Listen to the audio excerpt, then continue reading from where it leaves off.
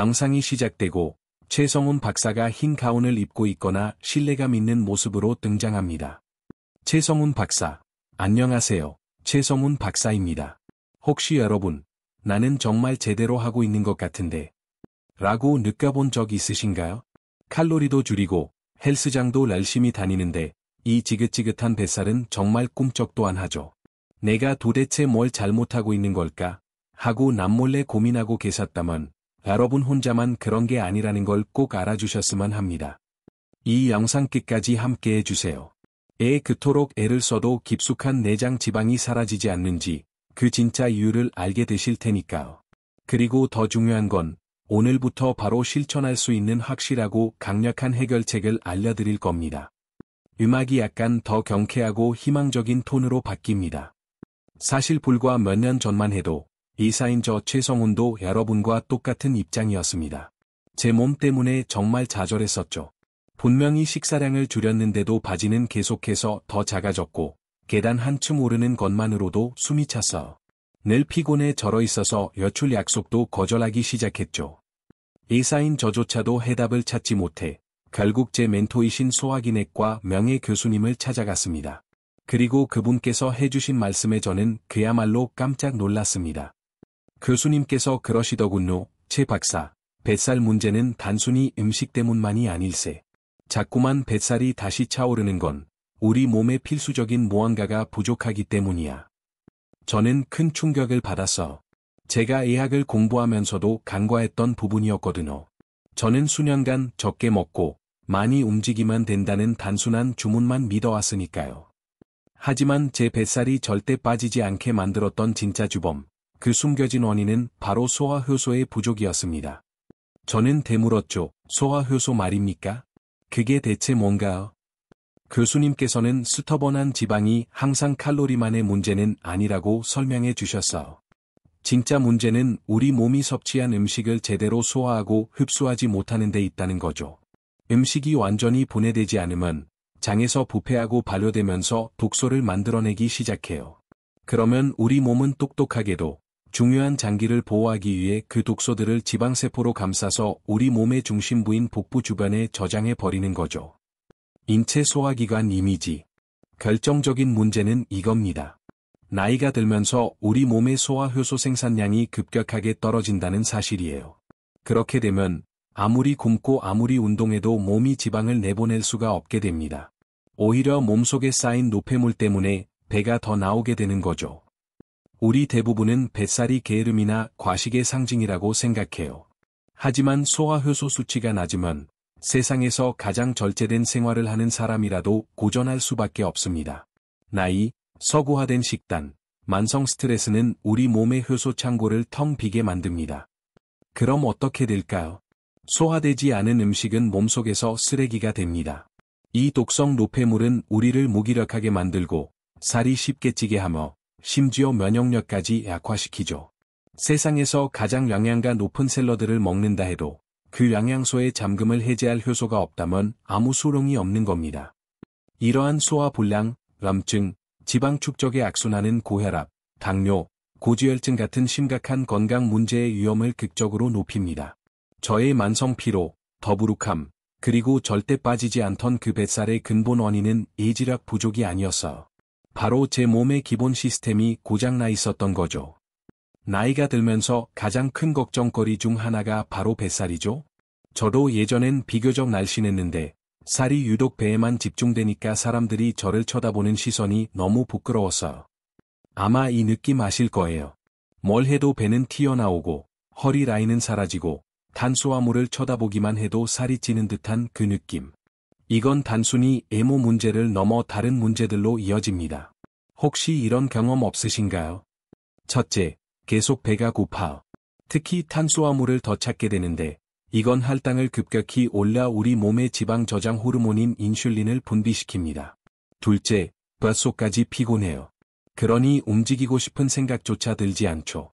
셋째, 식사만 하면 배가 부풀어 오르고 가스가 차요. 많은 분들이 소화제를 달고 살거나 불편함 때문에 먹는 것 자체를 두려워하게 됩니다. 이건 영양 흡수를 막고 신진대사를 바닥으로 떨어뜨립니다. 넷째, 자신감과 기분이 함께 가라앉아요. 건강과 행복 모두를 앗아가는 거죠.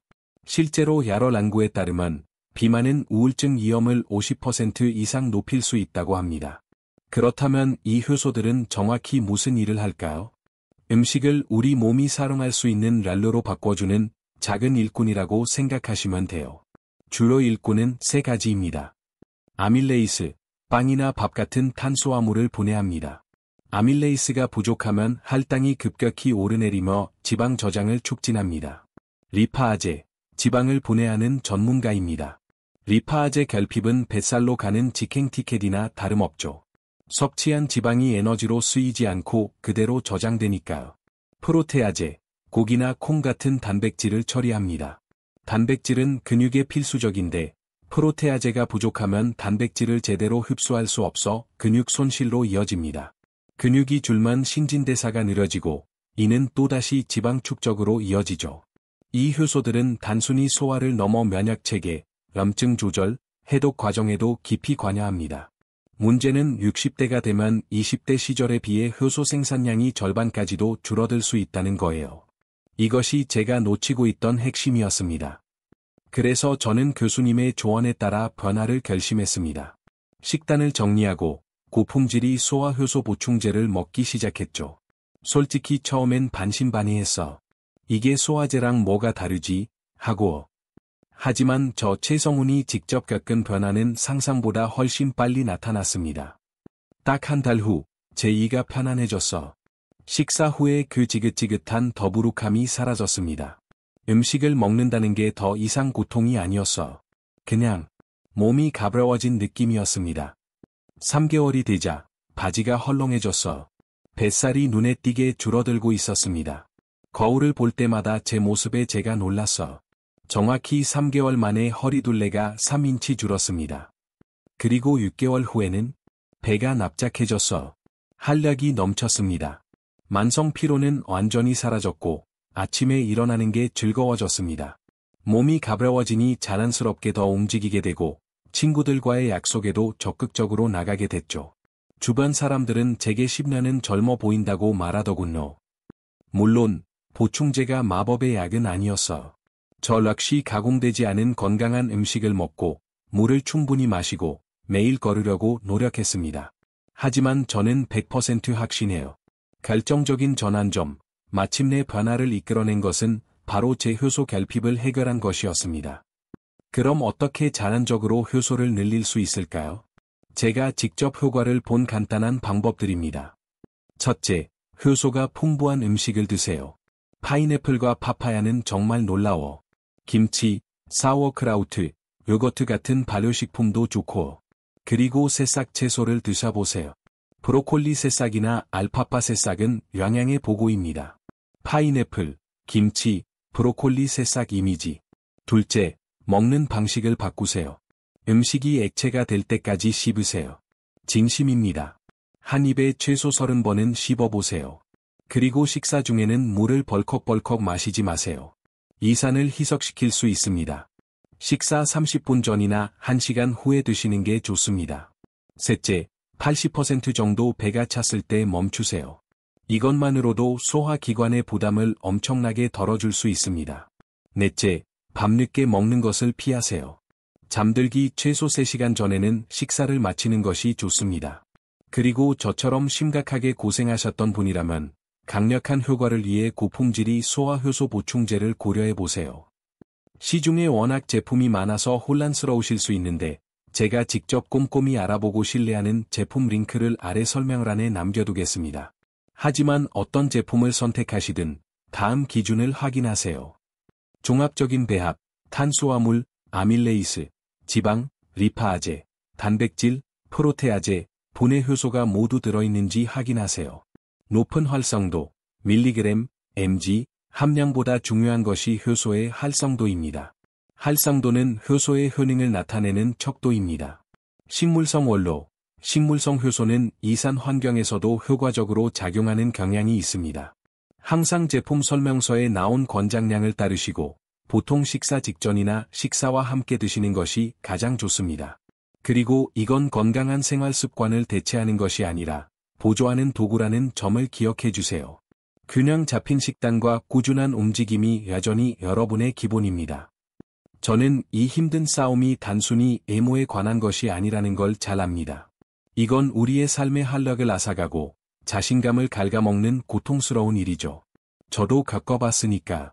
무거운 몸을 이끌고 침대에서 나와 하루를 시작하기도 전에 지쳐버렸던 그 느낌. 그게 그냥 저의 새로운 현실이라고 받아들이려고 했었어.